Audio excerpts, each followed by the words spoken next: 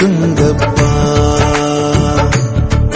பேசாம மட்டும் இருக்காதீங்கப்பா. இனியும் உம்மை கேட்டு நீர் சொல்வதை நான் செய்வேன். என் கூட பேசுங்கப்பா, பேசாம மட்டும் இருக்காதீங்கப்பா.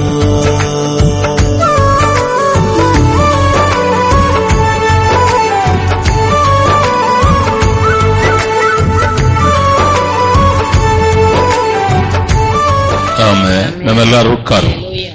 இந்த கால வேளையில கர்த்தரை ஆராதிக்க வந்திருக்கிற உங்கள் யாவருக்கும் ஆண்டவரும் இரட்சகருமாயிருக்கிற இயேசு கிறிஸ்துவின் நாமத்தில அன்பான வாழ்த்துதலை தெரிவித்துக் கொள்ளுகிறேன். இன்றைக்கு செய்தியின் தலைப்பு என்னவென்றால் தேடுங்கள். தேடுங்கள் என்ற தலைப்பில உங்களோடு கூட கர்த்தருடைய வார்த்தையை பகிர்ந்து கொள்ள விரும்புகிறேன். தேடுதல் என்ற வார்த்தைக்கு உள்ளே பார்க்கும்போது ஒரு மனிதன் ஒன்றை தேடுகிறான் என்றால் அவன் எதையோ தொலைத்திருக்கிறான், எதையோ ஒன்றை பெற்றுக் கொள்ளும்படியாய் அவன் தேடுகிறான் என்று நாம் புரிந்து கொள்ளலாம். ஒருவன் ரோட்டிலே அங்கும் இங்குமாய் நடந்து எதையோ ஒன்றை தேடுகிறான் என்றால் அவன் எதையோ ஒன்றை தொலைத்திருக்கிறான். அருமையான தேவனுடைய பிள்ளைகளே, மனிதன் தொலைத்தவைகள் என்று வேதத்தை நீங்கள் வாசித்தால் மனிதன் தொலைத்தவைகள் ஏராளமானவைகள். ஏதேன் தோட்டத்திலே தேவன் மனிதனை அவருடைய சாயலிலே கர்த்தர் உண்டாக்கினார். அவருடைய சாயலிலே உண்டாக்கினார். அவன் கர்த்தருடைய சமூகத்தில் இருந்தான். எப்போதும் அவனோடு கூட பேசும்படியாய் தெய்வம் பூமிக்கு வந்து போகிறவராயிருந்தார். ஆனால் அவனுக்கு ஒரு பிரமாணம், அதுதான் முதல் சபை. அந்த முதல் சபையின் போதகரே தேவனாகிய கர்த்தர் தான். அவர்களுக்கு கொடுத்த வேத புஸ்தகம் என்னவென்றால், அவர்களுக்கு கொடுத்த பிரமாணம் என்னவென்றால், புசியாது. இதுதான் பிரமாணம். புசித்தால் இது நடக்கும், புசியாவிட்டால் இது நடக்கும். இதுதான் பிரமாணம். இதைதான் அவர்கள், அருமையான தேவனுடைய பிள்ளைகளே, அவர்களுடைய பிரமாணம் வார்த்தையிலே வைக்கப்பட்டிருந்தது. ஆனால் என்ன நடந்தது என்றால், எதை புசிக்க கூடாது என்று ஆண்டவர் சொன்னாரோ அதை புசித்தார்கள். பிரமாணத்துக்கு கீழ்ப்படியாமல் போனார்கள், பிரமாணத்தை மீறி போனார்கள். என்ன நடந்தது என்றால், அவர்கள் தொலைத்ததை உங்களுக்கு சொல்லுகிறேன், தேவ சாயலை தொலைத்து விட்டார்கள். அருமையான தேவனுடைய பிள்ளைகளே, தேவனுடைய சத்தத்தை தொலைத்து விட்டார்கள், தேவனுடைய பிரசன்னத்தை தொலைத்து விட்டார்கள். ஏதேன் தோட்டத்தை அவர்கள் இழந்து போனார்கள். ஏதேன் தோட்டத்தை விட்டு அவர்கள் விரட்டப்பட்டார்கள். மரணம் அவர்களுக்கு உண்டானது. அருமையான சாபம் அவர்கள் மேல் இறங்கினது.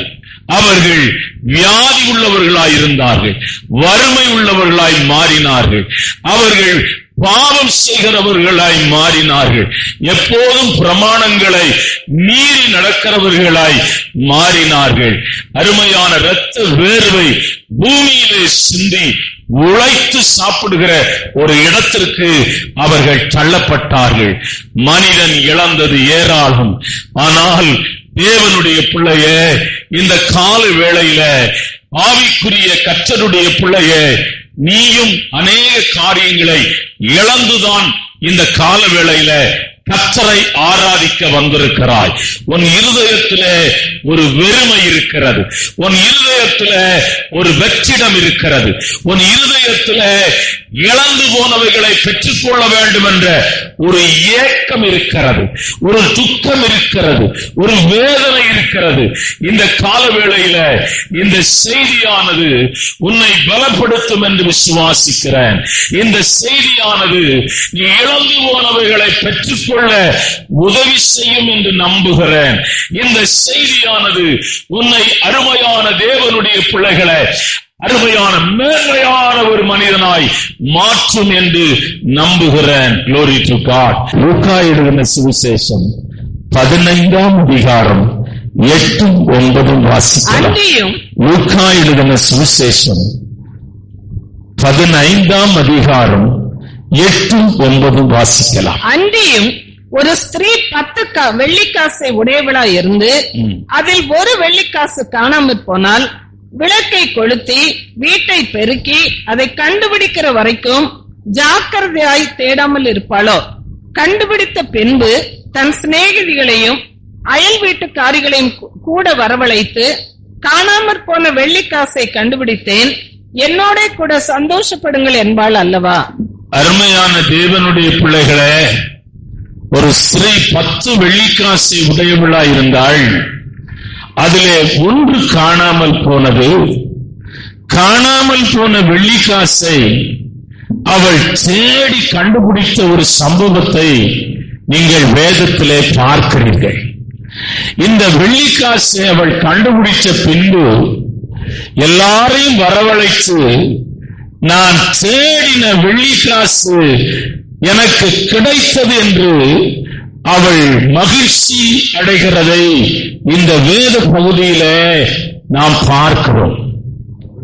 அவள் தொலைத்த அந்த வெள்ளிக்காசை எப்படி கண்டுபிடித்தாள் என்பதை இந்த வேதத்திலே நீங்கள் பார்க்கலாம்.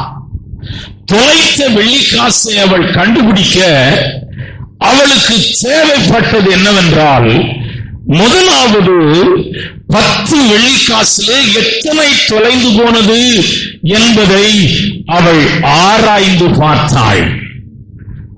9 வெள்ளிக்காசு இருக்கிறது, ஒன்றை ஒன்றுதான் காணவில்லை என்று அறிந்து கொண்டாள்.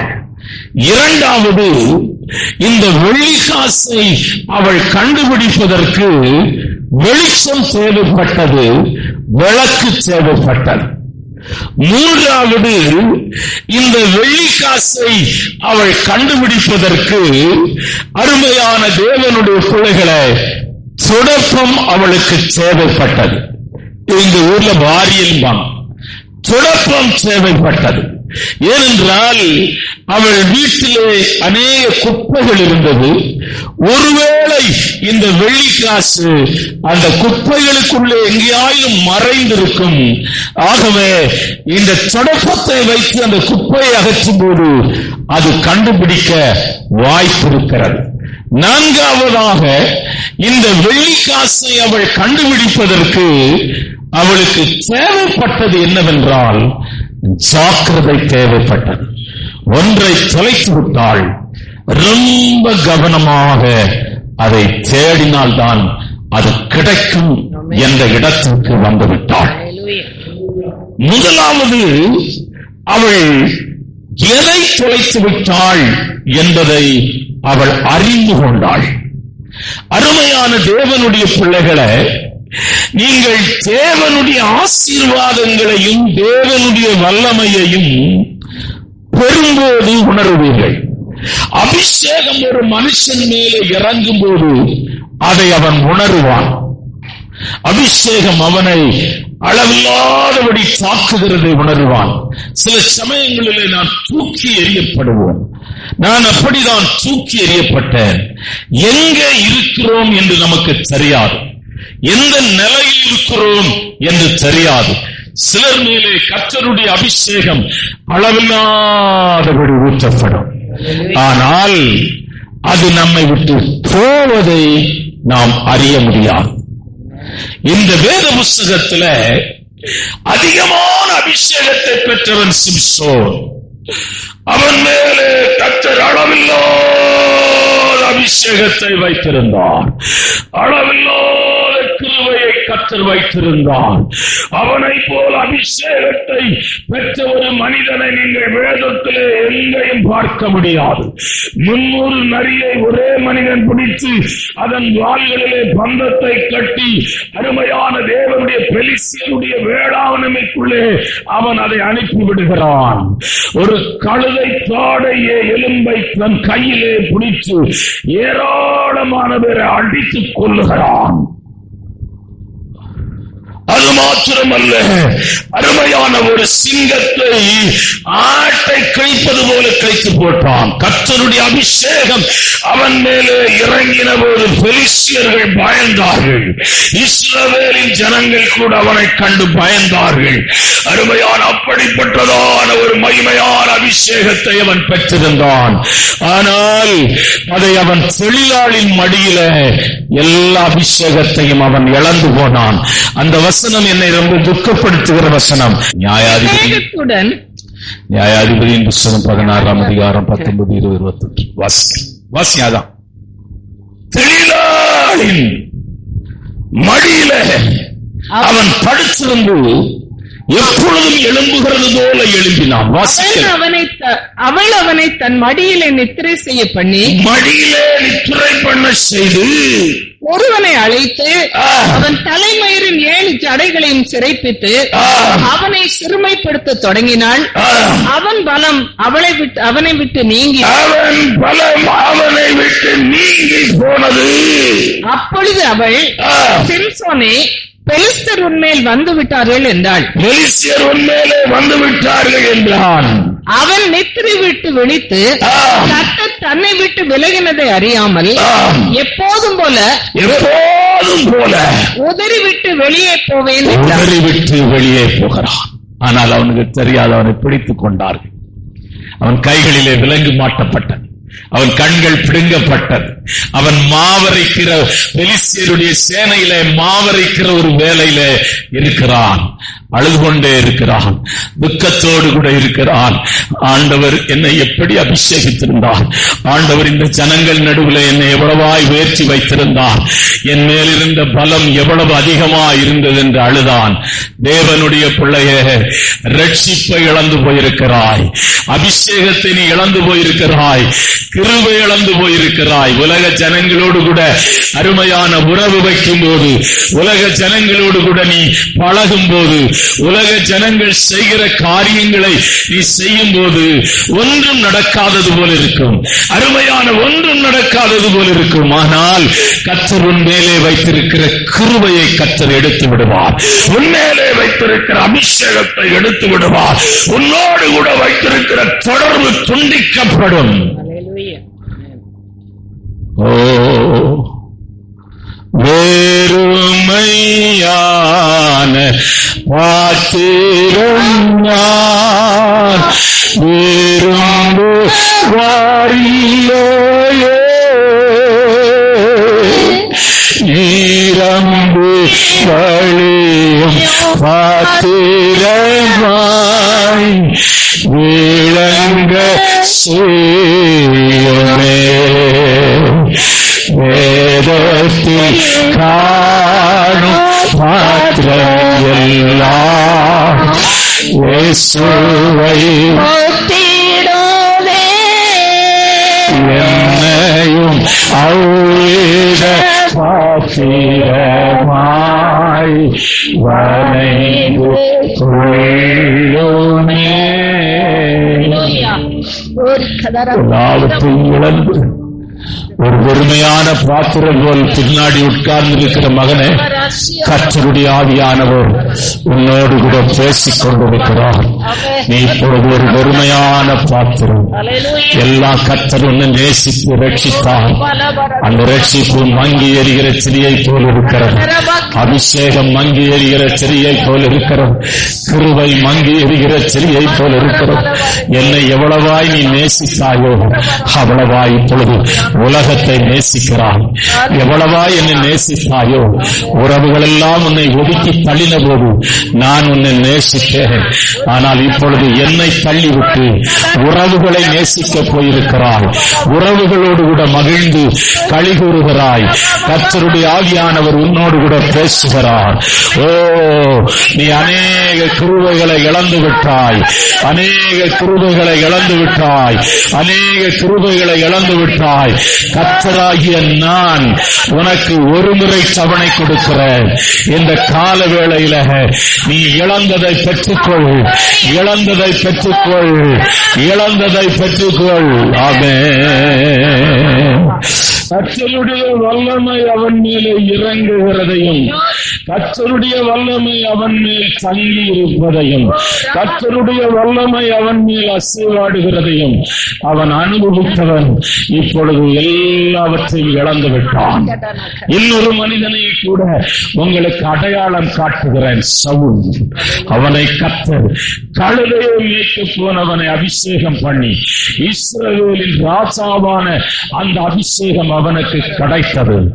ஆனால் அருமையான தாவீதை அவன் எப்பொழுது கொல்லும்படியாய் முயற்சி பண்ணினானோ அப்பொழுதே அவன் மேல் இருந்த அபிஷேகம் அவனை விட்டு விலகி அவன் மேலே ஒரு பொல்லாத ஆவி இறங்கிற்று. அவனுக்கு சரியவில்லை, அபிஷேகம் அவனை விட்டு விலகினது. அவன் மேல் பொல்லாத ஆவி இறங்கினதுனாலே எந்த ராஜ்யத்தை அவன் விரும்பினானோ அந்த ராஜ்யத்தை இழந்து போனான். எந்த பொன்னையும் வெள்ளியையும் அவன் எதன் மேல் ஆசைப்பட்டானோ அதையெல்லாம் இழந்து போய் அவனும் அவன் மகனும் பட்டயத்திலே செத்து போனார்கள். கர்த்தருடைய பிள்ளைய ஆண்டவர் உன்மேலே வைத்திருக்கிற ரட்சிப்பு மகா பெரியது. இவ்வளவு விலையேற பெற்ற ரட்சிப்பு, ஆண்டவர் முன்மேலே வைத்திருக்கிற அபிஷேகம் மகா பெரியது. கர்த்தர் உனக்கு கொடுத்திருக்கிற சபை மகா பெரியது. ஏனென்றால் சபைக்கு இயேசு கிறிஸ்து தலையாய் இருக்கிறார். நீங்கள் அதிலே அவயவங்களாய் இருக்கிறீர்கள் என்று எழுதப்பட்டிருக்கிறார். உனக்கு கர்த்தர் கொடுத்திருக்கிற ஊழியக்காரன் மகா பெரியவன். Glory to God. ஏன் அவன் மகா பெரியவன் என்றால் அவன் மேலே அபிஷேகம் இருக்கிறான். இன்றைக்கு நிறைய ஜனங்கள் அபிஷேகம் இல்லாத ஊழியக்காரனுடைய செய்தியை ஞாயிற்றுக்கிழமை ஆராதனையில உட்கார்ந்து கேட்டுக் கொண்டிருக்கிறார்கள். அறிவிலே பிரசங்கம் பண்ணி கொண்டிருக்கிறார்கள், ஞானத்திலே பிரசங்கம் பண்ணி கொண்டிருக்கிறார்கள். ஆனால் கர்த்தர் அருமையான ஊழியக்காரன் எப்படிப்பட்டவனாய் இருக்க வேண்டும் என்றால் ஆசாரியனுடைய அபிஷேகம் பெற்றிருக்க வேண்டும். அவன் கர்த்தருடைய தூதை கொண்டு வருகிற ஊழியக்காரனாய் இருக்க வேண்டும். கர்த்தருடைய தூதை யார் கொண்டு வர முடியும் என்றால் தேவனுடைய அபிஷேகம் பெற்றவன் தான் கொண்டு வர முடியும். அது உங்களுக்கு கிடைத்த மகா பெரிய பாக்கியம். கர்த்தர் உங்களுக்கு தேவ தூதனை உங்களுக்கு பாதுகாப்பாய் கொடுத்திருக்கிறார். கர்த்தர் உங்களை அக்கினி மதிலுக்குள்ளே வைத்திருக்கிறார். ஆகவேதான் சத்துருவின் வல்லமை உங்களை மேற்கொள்ளவில்லை, சத்துருடைய கிரியைகள் உங்களை மேற்கொள்ளவில்லை. மாந்திரீக வல்லமைகளுக்கு நீங்கள் பயப்பட வேண்டியதில்லை. அருமையான குறி சொல்லுகிற ஒரு மனிதனுக்கு நீங்கள் பயப்பட வேண்டியதில்லை. மந்திரவாதிக்கு நீங்கள் பயப்பட வேண்டியதில்லை. ஏனென்றால் கர்த்தர் உங்களுக்கு அக்கினி மதிலாய் இருக்கிறார். எப்பொழுது இந்த அக்கினி மதில் அகற்றப்படுமோ அப்பொழுது சத்துரு உங்களை மேற்கொண்டு விடுவார். அது ஊழியக்காரனுக்கும் இந்த செய்திதான், விசுவாசிக்கும் இந்த செய்திதான். பிலேயாம் தேவன் கொடுத்த கட்டளையை விலகி போனான். அருமையான தேவனுடைய பிள்ளைகளை, அவன் விரும்பினா நல்ல சாவு வரணும். எப்படி நல்ல சாவு வரும்? ஒரு ஊழியக்காரனுக்கு சாவு நல்ல சாவு வரணும்னா எப்படி வரும்? நீதிமானுடைய முடிவு சமாதானம் என்று எழுதப்பட்டிருக்கிறதே. கழுத பேசிச்சு மனம் திரும்பினாயா? கழுத பேசிச்சு அவன் கூட. நீ ஆட்கள் பேசினா நீ கேட்பியா? இன்டர்நேஷனல் எவாஞ்சலிஸ்ட் பிலேயாம் என பிரபலமானவன். தேசத்திலே பிலேயாமை தெரியாதவன் யாரும் கிடையாது. அவனை சொன்னவனே அவங்க சொல்லுவாங்க அவன் தீர்க்கதரிசி. இன்டர்நேஷனல் பிரீச்சர், அவன் இன்டர்நேஷனல் எவாஞ்சலிஸ்ட். நீ எந்த எவாஞ்சலிஸ்டா இரு, எந்த பாஸ்டாரு, கழுத பேசும்போது நீ கேட்டு மனம் திரும்பணும். ஆமென். தேவதூதன் பட்டயத்தோடு கூட வந்தான், மனம் திரும்பல. ஊழியக்காரனோடு கூட தான் நடந்தான். லோத் தரிசனம் பெற்றவன் ஆபிரகாம், வாக்குத்தத்தம் பெற்றவன் ஆபிரகாம், அருமையான விசுவாசத்தின் தகப்பன் ஆபிரகாம், ஜெப வீரன் ஆபிரகாம். அருமையான கர்த்தருடைய பிள்ளைகளே, அவனோடு கூட பிரயாணம் பண்ணும்படியாய் லோத்துக்கு ஒரு பெரிய அழைப்பு கிடைத்தது. ஆமென், ஆமென். Praise the Lord. ஆனால் சோதோம் குமாரா பட்டணம் கர்த்தருடைய தோட்டம் போல் இருந்ததுனாலே மயங்கி போய் ஆபிரகாமை விட்டு விட்டான். தரிசனத்தை இழந்து விட்டான், கிருபை இழந்து விட்டான், அருமையான விசுவாசத்தை இழந்து விட்டான். வாக்குத்தத்தம் பண்ணப்பட்ட தேசம் கர்த்தர் கொடுக்கிற தேசம். உன் சொந்த பிரயாசத்தில, உன் சொந்த முயற்சியில, உன் சொந்த பலத்தில நீ சம்பாதித்த எல்லா பொருட்களும், எல்லா பணமும், அருமையான நான் சொல்லுகிறேன், மேகங்களைப் போல கடந்து போய்விடும். அடுத்த தலைமுறைக்கு நீ சம்பாதித்த பொருளோ பொன்னோ வீடோ கட்டடமோ ஒன்றும் இருக்காது. ஏனென்றால் உன் இருதயத்திலே நீ பெருமை கொண்டிருக்கிறாய். நான் கட்டின பாபிலோன் என்னாலே தான் நடந்தது, என் முயற்சியினாலே, என் பலத்தினாலே, என்னுடைய பிரயாசத்தினாலே, என்னுடைய அறிவினாலே, என்னுடைய திறமையினாலே. அவர்கள் முறிந்து விழுந்தார்கள், நாங்களோ எழுந்து நிமிர்ந்து நிற்கிறோம். ஆமென். எல்லாம் நமக்கு தந்தவைகள் சின்ன பொருளாயிருக்கட்டும், பெரிய பொருளாயிருக்கட்டும், எல்லாம் கிருபையாய் நமக்கு தந்தவை. கிருபையாய் தந்தவை. ஆண்டவர் நமக்கு கிருபையாய் தந்தவை. எனக்கு ஒரு பழைய சைக்கிள் வாங்க நான் பட்ட பாடு எனக்கு தெரியும். ஒரு ரொம்ப க்ளோஸ் ஃப்ரெண்டு, அவன் ஒரு பழைய சைக்கிள் தந்தான். ஆனா அவன் தரும்போது என்ன தெரியுமா சொல்லிட்டான், எனக்கு பாதி காசு நீ தரணுன்ட்டான். ஏன்டா பைசா ஒண்ணும் கிடையாது, இல்ல நீ இப்போ தர வேண்டாம், நீ ஆனா தரணும்னு சொல்லிட்டான். அந்த பழைய சைக்கிளை வாங்க வேண்டாமான்னு இருந்துச்சு மனசுல. ஆனாலும் வாங்கிக்கிட்டேன். வாங்கிட்டு அந்த நாகர்கோவில் எல்லாம் அந்த சைக்கிள் தான் சுத்துவேன், அந்த பழைய சைக்கிள். ஆனா என்ன நடந்துச்சுன்னா, சைக்கிளை விட்டுட்டு குளத்துக்கு குளிக்க போனேன், வந்து பார்த்தேன் சைக்கிளை காணோம். எங்க அண்ணன் ஒருத்தர் இருக்கிறான், அவன் வித்துட்டான். நான்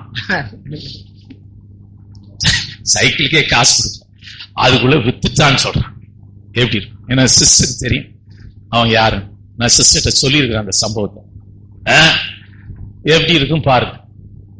இந்த மாதிரி பாதையில தான் கார் வாங்கும்போது நான் பிரதர் ஜெயமூர்த்தி பிரச்சனை, நல்ல காஸ்ட்லி கார் தான் வாங்கணும், நல்ல கார் வாங்கணும், அட்வான்ஸ் கார் தான் வாங்கணும். அங்க போய் எல்லாம் எலுமிச்சம்பழம் எல்லாம் வச்சாங்க. நான் சொன்னேன், ஜெபம் பண்ணேன், ஆண்டவரே எல்லாரும் என்னையே பாக்குறான், அப்படியே பாக்குறான். என்னங்க எலுமிச்சம்பழம் இல்ல, மாலை கொண்டு வந்தாங்க, மாலை போட்டான்னு என்ன எனக்கு சரியா ஞாபகம் இல்லை, போட்டாலும் போட்டிருப்பான், எதுவுமே இல்லை. அவர் ஃபாதர் ஐயாவான், அவர் கார் வாங்குறாராம், ஆனா அவரே ஜெபம் பண்ணுவாரான்னு சொல்றான் ஒருத்தன். எனக்கு எப்படி ஜெபம் பண்ணுன்னு தெரியல, எல்லாம் யூனிஃபார்ம்ல நிக்கிறானுங்க. நான் சத்தத்தை உயர்த்தி, ஆண்டவரே ஒரு சைக்கிள் வாங்க கஷ்டப்பட்டேன்னு, அப்பா இந்த கார் வாங்க நான் வெக்கமே பட மாட்டேன். சிஸ்டருக்கு தெரியும் நான் வெக்கப்பட மாட்டேன், வெக்கப்பட மாட்டேன்னா. நமக்கு ஏன் வெக்கப்படணும்? கர்த்தர் நமக்கு ஆசீர்வதிக்கிறார். ஆமென். இயேசுநாதரை சொல்லவும் நான் வெக்கப்படவே மாட்டேன், வெக்கப்பட மாட்டேன். நான் அது ஒரு காலத்துல எல்லாம் வெக்கப்பட்டேன், இப்போ ஏன்னா நம்மை நடத்துகிறவர் அவர், நம்மை போஷித்தவர் அவர், நமக்கு நன்மை செய்தவர் அவர், நமக்கு இதுவரையிலும் நம்மை நடத்தி வருகிறவர் அவர். ஆமென், ஆமென். எந்த மனுஷனும் அல்ல. Praise the Lord. என் கண்கள் எப்போதும் கர்த்தரையே நோக்கி கொண்டிருக்கும். ஆமென். எனக்கு ஒத்தாசை வரும் பர்வதங்களுக்கு நேராய் என் கண்களை ஏறெடுக்கிறேன். வானத்தையும் பூமியும் உண்டாக்கின தேவனிடத்திலிருந்து எனக்கு ஒத்தாசை வரும்.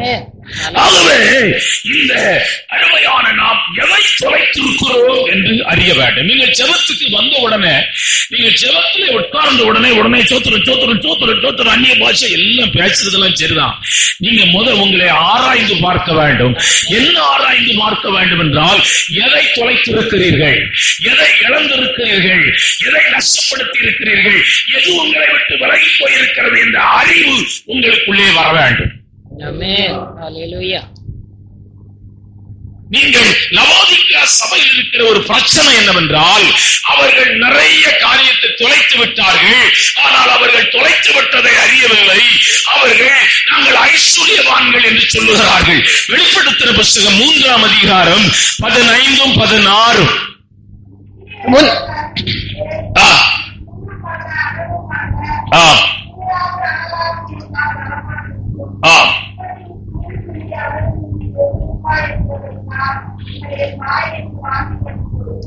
அடுத்த வாசி. நீ நிர்பாக்கியம் உள்ளவனும் பரிதபிக்கப்படத்தக்கவனும் தரித்திரனும் குருடனும் நிர்வாணியமாய் இருக்கிறது அறியாமல் நான் ஐஸ்வர்யவான் என்றும் திரவிய சம்பந்தன் என்றும் எனக்கு ஒரு குறைவும் இல்லை என்றும் சொல்லுகிறபடியால் நான் நீ ஐஸ்வர்யவன் ஆகும்படிக்கு நெருப்பிலே புடமிடப்பட்ட பொன்னையும் உன் நிர்வாணமாகிய அவலட்சணம் தோன்றாதபடிக்கு நீ உடுத்திக் கொள்வதற்கு பெண் வஸ்திரங்களையும் என்னிடத்திலே வாங்கிக் கொள்ளவும். அருமையான ஆண்டவருடைய பிள்ளையே, இந்த லவோதிக்கா சபையில் இருக்கிற பிரச்சனை என்னவென்றால், இவர்களுடைய ஆவிக்குரிய வாழ்க்கை அனலுமில்லை குளிருமில்லை வெதுவெதுப்பாய் இருக்கிற ஒரு ஆவிக்குரிய வாழ்க்கை. இவர்கள் ஆவிக்குரிய சீரியம் ஒரு வெறுமையான ஆவிக்குரிய சீரியம். கர்த்தர் சொல்லுகிறார், அதை மறுபடியும் ஒரு தடவை வாசிக்கலாம். நீ நிர்வாக்கியம் உள்ளவனும் பரிதபிக்கப்படத்தக்கவனும். எப்படிப்பட்டவன்? பரிதபிக்கப்பட்டவன். எப்படி? பிச்சைக்காரன் சவுண்ட் கொடுப்பான் பாருங்க. பரிதபிக்க ஆஸ்பத்திரியில ஒரு சவுண்ட் கொடுப்பாங்க பாருங்க. ஐயோ ஐயோ. பரிதபிக்கப்பட்டவனும் தரித்திரனும் குருடனும் நிர்வாணியமாய் இருக்கிறதை. நிர்வாணியமா இருக்க ரட்சிப்பெல்லாம் இழந்துட்டாங்க. ரட்சிப்பின் வஸ்திரத்தை இழந்துட்டாங்க. அருமையான தரிசனம் பார்க்கிற கண்ணெல்லாம் குருடாய் போச்சு. ஆவிக்குரிய வாழ்க்கை முற்றிலும் சீரோ. ஆவிக்குரிய வாழ்க்கை முற்றிலும் எப்படி இருக்குன்னா, மங்கி மங்கி இருக்கிற செடியை போல, நெறிந்த நாணலை போல. அருமையான தேவனுடைய பிள்ளையே, ஐஸ்வர்யவானை பார்த்து ஆண்டவர் சொல்லுகிறார், இன்றைக்கு நீ மரித்தால் எங்கே போவாய்? இந்த நாளில் நீ எதை தொலைத்திருக்கிறாய்? எத்தனை தொலைத்திருக்கிறாய்? எங்கே தொலைத்திருக்கிறாய்? இந்த அறிவு உனக்கு வேண்டும். எல்லாம் பார்க்கிறான். 10 வெள்ளி காசு அந்த அம்மா எண்ணி எண்ணி பார்த்தாங்க. 9 இருக்கு, 1 தான் இல்ல. தொலைச்ச இடம் எங்க? அங்கதான் தொலைச்சிருக்கிறான். இடத்தையும் கண்டுகிட்டாங்க. அதுக்கு பிறகுதான் அவங்க தேட ஆரம்பிக்கிறாங்க. சிலர் தொலைச்ச இடத்தை விட்டுட்டு வேற எங்கேயாவது தேடிட்டு இருப்பாங்க. நான் 2வது இடத்திற்கு கொண்டு போகிறேன். செய்தி வசனத்தை வாசிக்கலாம். அன்றியும் ஒரு ஸ்திரீ 10 வெள்ளிக்காசை உடையவளா இருந்து அதில் ஒரு வெள்ளிக்காசு காணாமற் போனால் விளக்கை கொளுத்தி வீட்டை பெருக்கி அதை கண்டுபிடிக்கிற வரைக்கும் ஜாக்கிரதையாய். 2வது, இவள் தொலைச்ச அந்த வெள்ளிக்காசை கண்டுபிடிப்பதற்கு இவளுக்கு சேவையாய் இருக்க வேண்டியது வெளிச்சம். வெளிச்சம் இல்லாதபடி நீங்கள் ஒன்றை கண்டுபிடிப்பது கஷ்டமான காரியம். அருமையான தேவனுடைய பிள்ளைகளை, ஆவிக்குரிய தேவனுடைய பிள்ளைகளுக்கு, தேவனை விசுவாசிக்கிற தேவனுடைய பிள்ளைகளுக்கு, நீங்கள் ஆவிக்குரிய காரியங்களிலே வளர்ந்து முன்னேறும்படியாய், ஆவிக்குரிய ரகசியங்களை அறிந்து கொள்ளும்படியாய், வேதத்திலே மறைந்து கிடக்கிற சத்தியங்களை அறிந்து கொள்ளும்படியாய் அருமையான இயேசு உனக்கு வெளிச்சமாய் இருக்கிறார். வாசிக்கலாம். யோவானின் சுவிசேஷம் 1ஆம் அதிகாரம் 9ஆம் வசனம். உலகத்திலே வந்து எந்த மனுஷனையும் பிரகாசிப்பிக்கிற ஒளியே அந்த மெய்யான ஒளி. எந்த மனுஷனையும் பிரகாசிப்பிக்கிற மெய்யான ஒளியே அந்த ஒளி. வாசிக்கலாம். 1 யோவான் 2ஆம் அதிகாரம் 8ஆம் வசனம்.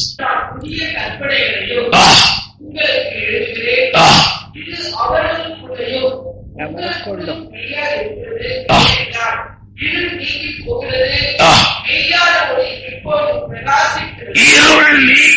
போகிறது, மெய்யான ஒளி உங்களிலே பிரகாசிக்கிறது.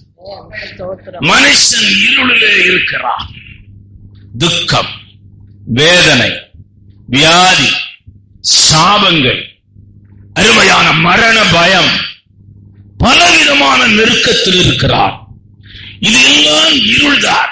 மனுஷனை கொல்லவும் அழிக்கவும் வருகிறானே அன்றி வேறு ஒன்றுக்கும் வரா. என்னுடைய தகப்பனார் ராத்திரி எல்லாம் ஒரு 9-10 மணிக்கு இரும ஆரம்பிச்சார்னா இருமிக்கிட்டே இருப்பார். அப்படியே உட்கார்ந்து இருப்பார். அந்த பகுதியில் இருக்கிற வீட்டுல உள்ளவங்க எல்லாம் பரிதாபமா சொல்லுவாங்க, ஐயோ அந்த ஐயா ரொம்ப பாவம், ராத்திரி எல்லாம் இருமிட்டு கிடக்கு. ஆனா எப்போ சொல்லுவாங்க, ஒரு சலங்க சத்தம் கேட்கும்பாங்க வீட்டுல.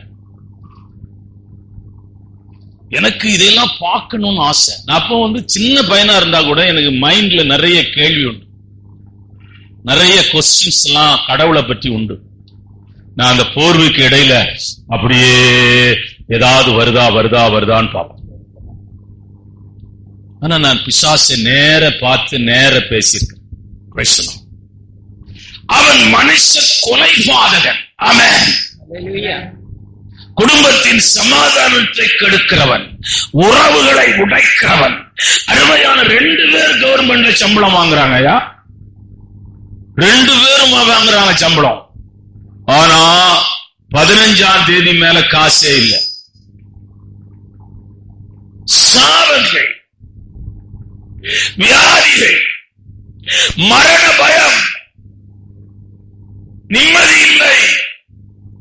அதனால் வெளிச்சத்தை எங்கே தேடி எப்படியாயிலும் வெளிச்சம் கிடைக்க வேண்டும் என்று மனிதன் அங்கலாய்க்கிறான். அவன் இருதயம் உடைந்து போனது. அவனுக்கு தெரிந்த வெளிச்சம் எல்லாம் நதியும் மலையும் அருமையான குகையும் மனிதர்களும் தான். ஆனால் அருமையான தேவனுடைய பிள்ளையே, நீ இந்துவோ முஸ்லிமோ கிறிஸ்தவனோ யாராயிருந்தாலும் இந்த இயேசு கிறிஸ்து இருளிலே பிரகாசிக்கிற வெளிச்சமாயிருக்கிறார். இந்த இருளிலே அவர் பிரகாசிக்கும் போது உன் வாழ்க்கையிலே உள்ள எல்லா இருளும் விலகி போகும். அப்போஸ்தலனாகிய பவுல் இதைதான் தமஸ்கு பட்டணத்தை நோக்கி போகும்போது பார்த்தான். அப்போஸ்தலர் வாசிக்கலாம் 9ஆம் அதிகாரம் 3ஆம் வசனம். அவன் பிரயாணமாய் போய் தமஸ்குவுக்கு சமீபித்த போது சடுதியிலே வானத்திலிருந்து ஒரு ஒளி அவனை சுற்றி பிரகாசித்தது. சடுதியிலே வானத்திலே இருந்து ஒரு வெளிச்சம் அவனை சுற்றிலும் பிரகாசித்தது. இந்த வெளிச்சம் எப்படிப்பட்ட வெளிச்சம் என்றால், அருமையான அவனை பிரகாசிப்பிக்கிற வெளிச்சம், அவனை உயர்த்துகிற வெளிச்சம், அவனுக்கு நன்மை செய்கிற வெளிச்சம், அவனை ஜீவப்பாதைக்கு நேராய் நடத்துகிற வெளிச்சம், அவனை அருமையான அப்போஸ்தல ஊழியத்திற்கு அவனை கொண்டு போகிற வெளிச்சம். சாதாரண வெளிச்சம் அல்ல. 12 பேர் அவன் கூட இருந்தான், ஒருத்தன் செத்து போயிட்டான், 11 பேரு. ஆனா அவங்களுக்கு வெளிப்படுத்தாத ரகசியங்களை அப்போஸ்தலனாகிய பவுலுக்கு தான் கர்த்தர் அதிக வெளிப்படுத்தி இருக்கிறார். ஆமென், ஆமென். ஆண்டவருடைய வெளிச்சம் உன் வாழ்க்கையிலே வீசுவதாக, உன் இருதயத்துக்குள் வீசுவதாக, உன் உணர்வுகளுக்குள்ளே வீசுவதாக, உன் எண்ணங்களுக்குள்ளே வீசுவதாக, உன் குடும்பங்களுக்குள்ளே வீசுவதாக, உன் பிள்ளைகள் மேல் வீசப்படட்டும். அருமையான தேவனுடைய உன் குடும்பத்தின் கட்டுகள் இயேசுவின் நாமத்திலே தகர்க்கப்படுவதாக. இருளல்ல மகளே, இருளல்ல மகனே, வெளிச்சம் உண்டாகும், வெளிச்சம் உண்டாகும், வெளிச்சம் உண்டாகும். யாருக்கும் பயப்படாதீங்க. மதவெடிப்பட்டிலிருந்து ஒரு மந்திரவாதிய லட்சுமி அம்மா கொண்டு வந்தாங்க. இங்கதான் அவன் சாட்சி சொன்னான், நான் மந்திரவாதி, குறி சொல்றவன், ஜோசியம் பாக்குறேன், அப்படிதான் என் வாழ்நாள் நடக்குது. ஆனா இயேசுதான் உண்மையான தெய்வம். இங்க இந்த மேடையில சொல்லிட்டு போனோம். என்ன பார்த்து சொன்னா, இவர் பெரிய சாமி. அந்த அம்மாட்ட சொல்லலாம், இவர் பெரிய சாமி, இவரை நீ விட்டுறாதேன்னு சொல்லிட்டு போனோம். அந்த அம்மா இப்ப இல்ல, இறந்து போயிட்டாங்க.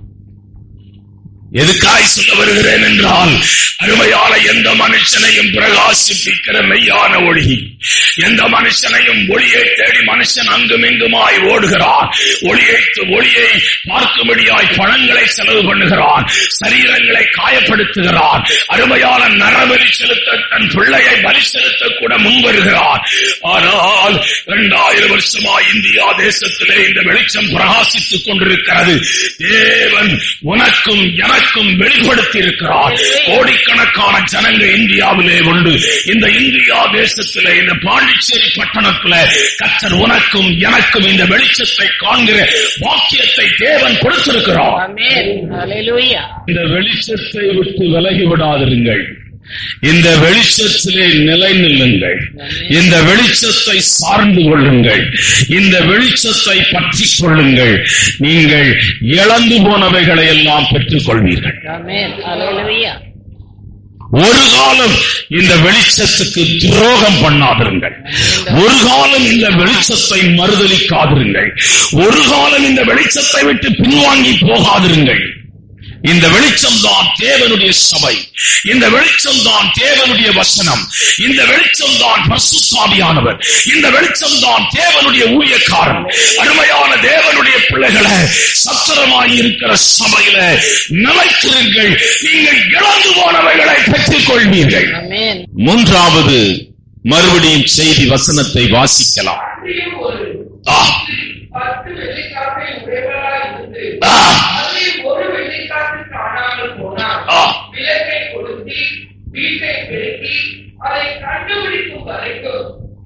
மூன்றாவது, அவள் துளைத்ததான அந்த வெள்ளிக்காசை அவள் அருமையான எப்படி பெற்றுக் கொள்ளுகிறாள் என்றால், அவளுக்கு பெருக்குவதற்கு தொடப்பம் தேவை. ஆமென்.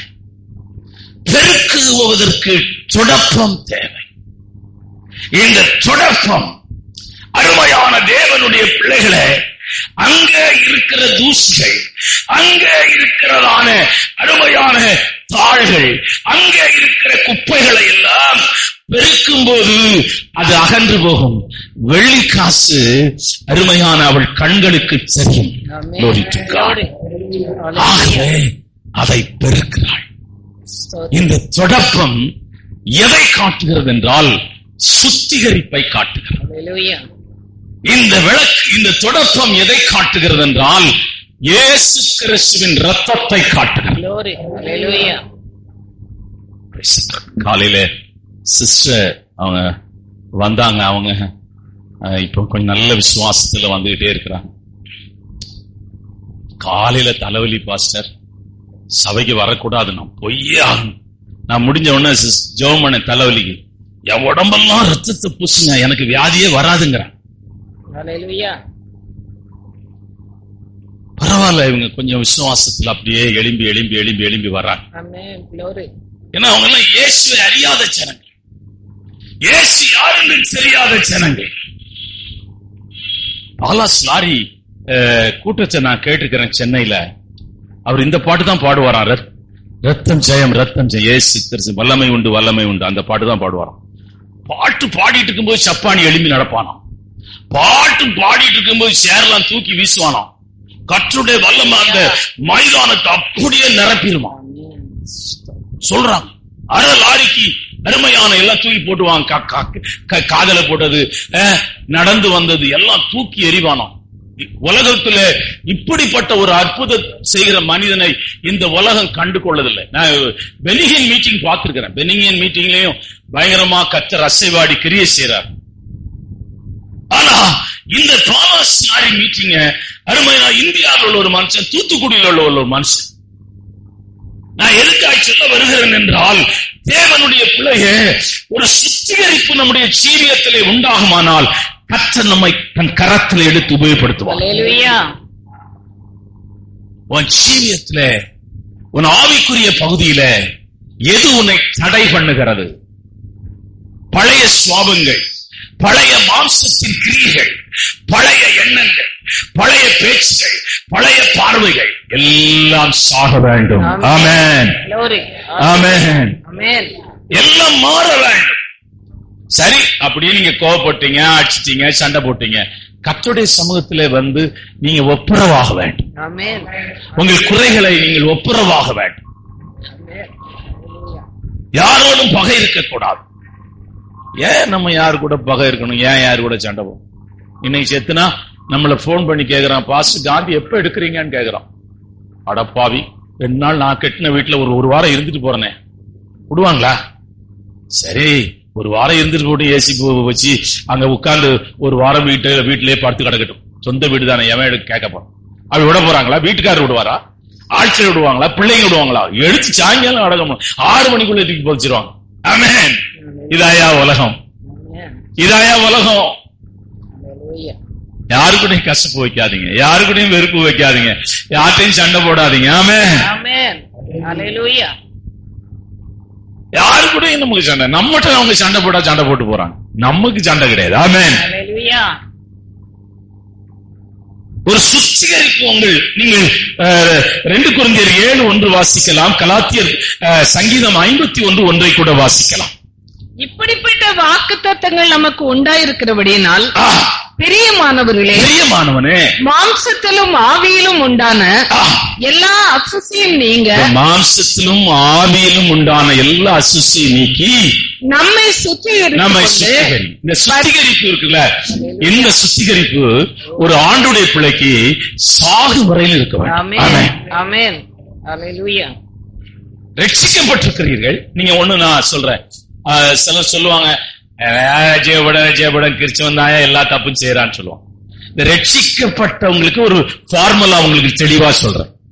ரட்சிக்கப்பட்டனா இப்ப நம்ம போறோம், செருப்புல சாணியை மிதிச்சிட்டோம், நீங்க என்ன பண்ணுவீங்க? அப்படியே போவீங்களா? அங்க ஒரு பைப்ல போய் தேய்ச்சி அந்த செருப்புல எல்லாம் எடுத்து சுத்தம் பண்றீங்க. உங்களுக்கு அருவருப்பா செய்து. இதே போலதான் நீங்க ஏதாவது ஒண்ணு செய்தீங்கன்னா உங்க மனசு என்ன ஆகாது? சமாதானம் இருக்காது, உங்க மனசுல நிம்மதி இருக்காது. நீ ஆண்டவருடைய சமூகத்துல வந்து ஆண்டவரே என்ன மன்னியப்பா, நான் செய்த தப்புதான்பான்னு சொல்லி ஆண்டவர் உங்களை மன்னிக்கும் வரையிலும் உங்களுக்கு சமாதானம் இருக்காது. நான் சொல்லுகிறது உங்களுக்கு புரியும் நினைக்கிறேன். உலக ஜனங்கள் அப்படி கிடையாது. உலக ஜனம் அப்படி கிடையாது. அவன் பாவத்தை தண்ணீர் போல குடிப்பான். அதுக்கு அவன் ஒரு எக்ஸ்பிளைன் சொல்லுவான், அவன காட்டுல நான் எவ்வளவு 100 மடங்கு பெஸ்ட் பாரு. அவன் வந்து 5 பாட்டில் குடிக்கிறான், நான் 1 பாட்டில் குடிக்கிறேன். நீ அவன் பொண்டாட்டி வாங்கியே கொடுக்கறான், நீ என்ன பெருசா பேசிட்டு? ஊர்ல உள்ளவன எத்தனை ஒய்ஃப் வச்சுக்கிறான், என்ன 2-3 வச்சுக்கிறான், நீ என்ன பெருசா பேசிட்டு இருக்கிற? ஊர்ல அவ்வளவு மதிப்பு, அவன் நடந்து போனா அவ்வளவு மதிப்பு. வாங்க சாருங்கிறான், நம்மளை போய் பார்த்தா லூஸ் போதுங்கிறான். நம்மளை பார்த்து ஃபாதர் லூஸ் போதும். சிலுவை குறித்த உபதேசம் கட்டுபவரவனுக்கு பைத்தியமாயிருக்கிறது. அருமையான கர்த்தருடைய பிள்ளையே, உன் வாழ்க்கையில நீ தேவனை விட்டு தூரமாயிருக்கிறாய். கர்த்தருடைய சமூகத்தை விட்டுவிட்டதனாலேதான் இந்த சூறாவளிக்குள்ளே சிக்கி இருக்கிறாய். கர்த்தருடைய சமூகத்தை விட்டுவிட்டதனாலேதான் மீன் வயிற்றுக்குள்ளே இருக்கிறாய். கர்த்தருடைய சமூகத்தை விட்டுவிட்டதனாலேதான் அருமையான மீன் வயிற்றுக்குள்ளே சத்தம் போட்டுக் கொண்டிருக்கிறாய். நீ வர வேண்டிய இடம் கர்த்தருடைய சமூகம். நீ வர வேண்டிய இடம் கர்த்தருடைய சமூகம். நீ போக வேண்டிய இடம் நினிவே. தர்சீசுக்கு போய் கொண்டிருந்ததுனாலேதான் இவ்வளவு பாடுகள், இவ்வளவு நெருக்கங்கள், இவ்வளவு போராட்டங்கள். இந்த வறுமை, இந்த போராட்டம், இந்த நெருக்கம். மனம் திரும்பு, உன்னை சுத்திகரிக்க ஒப்புக்கொடு. பலிபீடத்திலே உன்னை ஒப்புக்கொடு. ஆண்டவரே நான் ஒன்றும் இல்லை என்று சொல். உன்னை உடைக்க ஒப்புக்கொடு. நீ இழந்து போனவைகளை பெற்றுக் கொள்வாய். ஆமென். இழந்து போனவைகளை பெற்றுக் கொள்வாய். சங்கீதங்களின் புஸ்தகம் 51ஆம் சங்கீதம் 1ஆம் வசனம், 1 யோவான் 1ஆம் அதிகாரம் 9ஆம் வசனம்.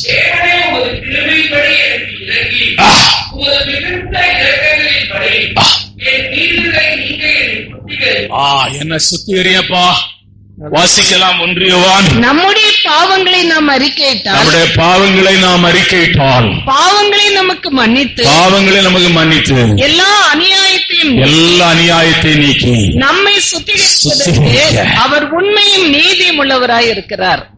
நீங்க பெருக்கணும்யா, உங்க இருதயம் சுத்தமாகணும், உங்க ஆவி சுத்தமாகணும், உங்க எண்ணம் சுத்தமாகணும், உங்க உணர்வு சுத்தமாகணும். ஆமென். ஹல்லேலூயா. சின்ன சின்ன விஷயத்துக்கு கூட நீங்க கஷ்டத்துல மன்னிப்பு கேட்கணும். நம்ம ஊர்ல பொய் தாராளமா சொல்றாங்க. விசுவாசி ஃபுல் கிறிஸ்தவங்க தான் பொய்யே அதிகமா சொல்றாங்க. பாட்டு பாடுறது ஃபுல் போய், சாவுல சாட்சி ஃபுல் போய். ஆமா, பாட்டு எப்படி பாடுறாங்க? ஒரு கோடி செல்வங்கள் என்னை தேடி வந்தாலும் உண்மை நான் கோடியெல்லாம் ஒண்ணும் வர வேண்டாம். 20 கதில் ஒரு பிளாட் வீடு கட்டி வச்சுன்னா 10 மணிக்கு ஆராதனைக்கு 11 மணிக்கு வர ஆரம்பிச்சிடும். 2 மாட்டு கதையெல்லாம் உங்களுக்கு தெரியும், நான் சொல்ல விரும்பல, எல்லாம் சொல்ல விரும்பல. பாட்டு பாட்டுனா இயேசுவின் பின்னே நான் போவேன், சிலுவை என் முன்னே, உலகம் என் பின்னே. மொத்த உலகமே முன்னதான் போயிட்டு இருக்குது, சிலுவை பின்னாடி தான் போயிட்டு இருக்குது. இவங்களுக்கு முன்னாடி போற சிலுவையா போகுது, ஃபுல் உலகம் பாட்டு. சாவுல சாட்சி. சோத்திரம், இவரை போல ஒரு மனுஷனை நான் பார்த்ததே இல்லை. கிறிஸ்தவங்க 2 இடத்துல போய் சொல்றாங்க, அதுக்கு தான் சொல்றேன். இவருடைய பக்தி மகா பெருசு. பக்தி மகா பெருசா? இவர் ஒரு பெரிய ஜெப வீரன். ஒரு நாள் கூட உபவாச ஜெபத்துக்கு வந்தது கிடையாது. ஜெப வீரனும் ஜெபிப்பாருன்னு சொன்னா கூட பரவாயில்ல, வீரன் சொன்னது என்னால ஏற்றுக்கொள்ளவே முடியல. அப்படி இப்படி இந்த அம்மாவா, இது எல்லாம் போய் கல்லறையில போட்டிருக்கிற வசனமும் போய். கல்லறையில போட்டிருக்கும் நல்ல போராட்டத்தை போராடினார், ஓட்டத்தை முடித்தார், விசுவாசத்தை காத்துக் கொண்டார் போட்டிருக்கும். நல்லா போராடின, பாஸ்டோடி போராடின, சபையை போராடின, பாஸ்டோடி கடந்து போராடின. அந்த ஆள் இன்னும் ஒரு 5 வருஷம் இருந்திருப்பான். அவனை ஹார்ட் அட்டாக்கால சாவிச்சிட்டேன். கமிட்டி ஆரம்பிச்சு, அதுக்கு தலைவரா போட்டு 10 பேரை சேர்த்து சபை ஆரம்பிச்சு, அவன் இருந்து ஒரு 5 பேரை புதிச்சு எழுப்புதல் சபையா. உண்மையிலே இது எழுப்புதல் சபைதான். ஏன்னா ஒரு ஊழியக்காரர் இருந்து ஒரு 10 ஆத்துமாவை பிரிச்சு சபை நடத்தினா அது எழுப்புதல் தானே. அது யாரும் செய்ய முடியாது செய்யறான். உங்கயா போங்க, நீங்களும் உங்க சபையும் உங்க ஊழியம் தான். அருமையான தேவனுடைய பிள்ளையே, இந்த நாளின் காலவேளையிலே ஒரு சரியான சுத்திகரிப்பும் சீரியத்திலே உண்டாகும். அருமையான சுத்தமுள்ளவன் பாக்கியவான், அவன் தேவனை தரிசிப்பான். இருதயத்திலே சுத்தமுள்ளவன் பாக்கியவன், அவன் தேவனை தரிசிப்பான். ஐயா, ஆண்டவருடைய சமூகத்திலே நீ போய் உட்கார்ந்து இருக்கும் போது, ஆண்டவரே நான் ஒன்றுமில்லை, நீங்க ஃபுல்லா எவ்வளவு உங்களை தாழ்த்த முடியுமோ, கர்த்தருடைய சபையா இருக்கட்டும், நீங்கள் உங்களுடைய சொந்த ஜீவியமா இருக்கட்டும், மண்ணு மண்ணு மண்ணு நினைச்சுங்க. ஏன்னா கடைசியா என் மண்ணொட்டி கொடுப்பாங்க கிறிஸ்தவங்க. அடுத்த கோபத்தை காட்டுற இடம் எங்க தெரியுமா? அங்கதான் காட்டுவாங்க. ஒருத்தன் இவ்வளவு பெரிய கல்லை கொண்டு பெட்டியில போட நிற்கிறான். அடப்பாவி, பெட்டி 2 கீழ் போயிருந்தா, ஐயோ அவன் தொலைஞ்சான் பாஸ்டர், போறணும் பாஸ்டர் அவனுக்கு. அடப்பாவிகளை, நான் கொஞ்சம் தான் எடுத்து போடுவேன். நீ மண்ணிலிருந்து எடுக்கப்பட்டாய், ஊழியக்காரனாய நான் பிதா குமாரன் பரிசுத்தாவி நாமத்துல உன்னை மண்ணுக்கே ஒப்பு கொடுக்கிறேன். அவன் போடுற கல்லெல்லாம் மண்ணுக்கு ஒப்பு கொடுக்கறது இல்ல, தொலைஞ்சு போறான். பாத்துக்கிடுங்க மனுஷன் எப்படி இருக்கிறான், மனுஷனுடைய சோபங்கள் எப்படி இருக்குன்னு பாருங்க, மனுஷனுடைய கிரியைகள் எப்படி இருக்குன்னு பாருங்க. அதிகமா கல்லு போடுறவன் யாருன்னா உன் தம்பியும் உன் அண்ணனும் உங்க அக்காவும் தான் போடுவான். ஏன்னா நீ காசு கேட்ட கொடுக்கல. எங்க ஊர் பக்கத்துல சட்டையே குடும்பம் தான். செய்வனையே பாதி செய்வனையும் குடும்பம் தான் செய்வனே. அருமையான கர்த்தருடைய பிள்ளையே, உன்னை முற்றிலும் சுத்திகரி, நடுங்கும். உன்னை சுற்றிலும் உன்னை அருமையான சுத்திகரி, தேவ தூதன் உன்னை ஏந்தி கொண்டு போவான். உன்னை முற்றிலும் தன்னை தாழ்த்து. அல்லேலூயா. நீ இழந்து போனவைகள் எதையெல்லாம் இழந்து போனாயோ, ரட்சிப்பை இழந்து போனாயோ, கிருபை இழந்து போனாயோ, ஆசீர்வாதங்களை இழந்து போனாயோ, தேவ சத்தத்தை இழந்து போனாயோ, தேவ பிரசன்னத்தை இழந்து போனாயோ, தேவனை இழந்து போனாயோ, இந்த நாளில உன் வாழ்க்கை ஆவிக்குரிய வாழ்க்கையில அருமையான உன்னை சுத்திகரிக்க, பூரணமாய் சுத்திகரிக்க உன்னை ஒப்பு கொடுப்பாயானால் நீ இழந்து போனவைகளை பெற்றுக் கொள்வாய். நீ பார்க்காத ஆசீர்வாதங்களையும் நீ பார்க்கும்படியாக கிரியை செய்வார். ஆமென். அடுத்த இடத்துக்கு நான் உங்களை கொண்டு போய் முடிக்க விரும்புகிறேன். வாசிக்கலாம் வசனத்தை. செய்தி ஒரு ஸ்திரீ 10 வெள்ளிக்காசை உடையவளா இருந்து அதில் ஒரு வெள்ளிக்காசு காணாமற் போனால் விளக்கை கொளுத்தி வீட்டை பெருக்கி அதை கண்டுபிடிக்கிற வரைக்கும் ஜாக்கிரதையாய் கேளாமல் இருப்பாளோ. நீங்க இந்த ஸ்பிரிச்சுவல் ஆவிக்குரிய காரியங்களில நீங்கள் கவனமா இருக்க வேண்டும். ஊழியம் என்பது ஒருத்தர் எழுதுகிறார், எண்ணெயிலே நடக்கிறதா. நீ கவனமாய் நடந்தால் கர்த்தர் உனக்கு கொடுத்த அழைப்பை நிறைவேற்ற முடியும். ஊழியம் ரொம்ப கவனமாய் நீ இருக்க வேண்டும், ஊழியக்காரர். ஏன்னா நிறைய பேர் ஊழியத்தை விட்டு போயிட்டாங்க. நிறைய பேர் போயிட்டாங்க. இந்த கொரோனால போனவங்க ஒரு குரூப்பே காணும், எல்லாம் வேலைக்கு போயிட்டாங்க. இந்த மேட்டுப்பாளையத்துல வேலைக்கு வந்திருக்கிறாங்க, அவங்களால நிக்க முடியல. இந்த நாளின் காலவேளையில உன் விசுவாச ஓட்டம் கவனமா இருக்க வேண்டும்.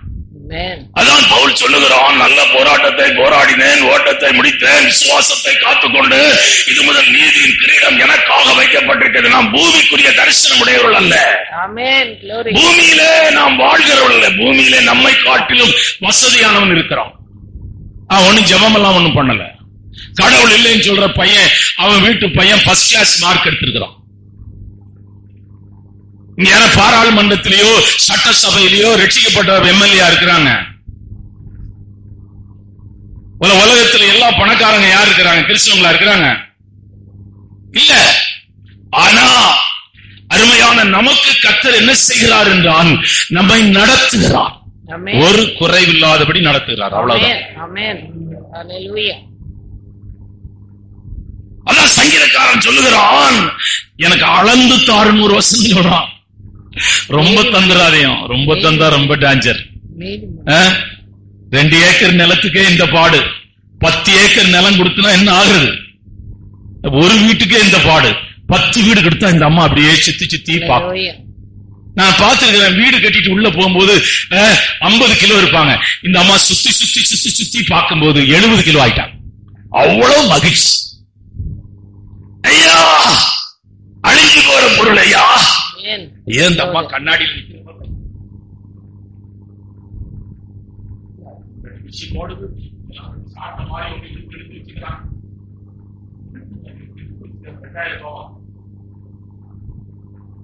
நீ என்ன இழு, என்ன பவுடர் போடு, என்ன ட்ரெஸ் பண்ணு, எல்லாம் பண்ணு, ஒரு நாள் கூத்து தான் அது. ஒரே ஒரு நாள் கூத்து. ஒரு நாள் கூத்துக்காக எவ்வளவு செலவு பண்ற யோசிப்பார். ஒரு நாள் கூத்துக்காக எவ்வளவு பணத்தை செலவு பண்ற.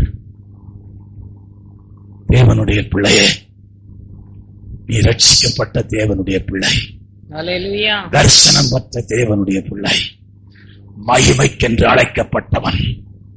ஆபிரகாம் கூடாரங்களிலே குடியிருந்தான், ஈசாக்கு கூடாரங்களிலே குடியிருந்தான், யாக்கோபு கூடாரங்களிலே குடியிருந்தான். மோசே பார்வோனுடைய குமாரத்தி எனப்படுவதை வெறுத்து தேவச்சலத்தோடு கூட துன்பத்தை அனுபவிப்பதை தெரிந்து கொண்டான். நம்முடைய தரிசனம் இழந்து போனவைகள். எதை இழந்து போனோம் என்றால் அருமையான பரலோகத்தின் தேவனை இழந்து போனோம். பரலோகத்தின் தேவனுடைய சத்தத்தை கேட்க முடியாமல் போனோம். அந்த மகிமையான தேசத்தை நாம் சுதந்தரித்துக் கொள்ள வேண்டும். அந்த மகிமையான கிரீடத்தை நாம் சுதந்தரித்துக் கொள்ள வேண்டும். அந்த மகிமையான வஸ்திரத்தை நாம் சுதந்தரித்துக் கொள்ள வேண்டும். அந்த மகிமையான இடத்துல அருமையான நம்முடைய சரீரம், பாவ சரீரம், பலவீனமான சரீரம், அருமையான மரணத்தை சந்திக்கிற இந்த சரீரம் மகிமையின் சரீரமாய் மாற்றப்பட வேண்டும். இயேசுவை போல ஒரு சரீரம் நமக்கு கொடுக்கப்படும். ஆமென். ஹல்லேலூயா. இதையெல்லாம் நாம் தேடினால்தான் பெற்றுக்கொள்ள முடியும். இதையெல்லாம் நாம் வாஞ்சித்தால்தான் பெற்றுக்கொள்ள முடியும். இதையெல்லாம் நீங்கள் விரும்பினால்தான் பெற்றுக்கொள்ள முடியும். ஆமென். ஆமென். இந்த உலகம் கடந்து போகிற ஒன்று, பதவி கடந்து போகிற ஒன்று, படிப்பு கடந்து போகிற ஒன்று, எல்லாம் கடந்து போய்விடும். அப்படியே நாம் உடைய பிள்ளைகளை நான் ஆசீர்வதிக்கிறேன். கர்த்தாவே, இழந்து போனவர்கள் எல்லாம் உடைய பிள்ளைகள் பெற்றுக்கொள்ளட்டும். உடைய கரத்திலே வைத்து செபிக்கிறேன். பெரிய காரியங்களை செய்யும் இயேசுவின் நாமத்தில் செபிக்கிறோம் பிதாவே. என் ஆத்மாவே கர்த்தரை ஸ்தோத்திரி, என் உள்ளமே பரிசுத்த நாமத்தை ஸ்தோத்திரி. என் ஆத்மாவே கர்த்தரை ஸ்தோத்திரி, அவர் செய்த சகல உபகாரங்களை மறவாதே. கர்த்தராகிய இயேசு கிறிஸ்துவின் கிருபையும் பிதாவுடைய அன்பும் பரிசுத்த ஆவியானவருடைய அன்பின் ஐக்கியமும் இந்த காலவேளை ஆராதனையில வந்த ஒவ்வொருவரோடும் விசேஷ விதமாயிருப்பதாக.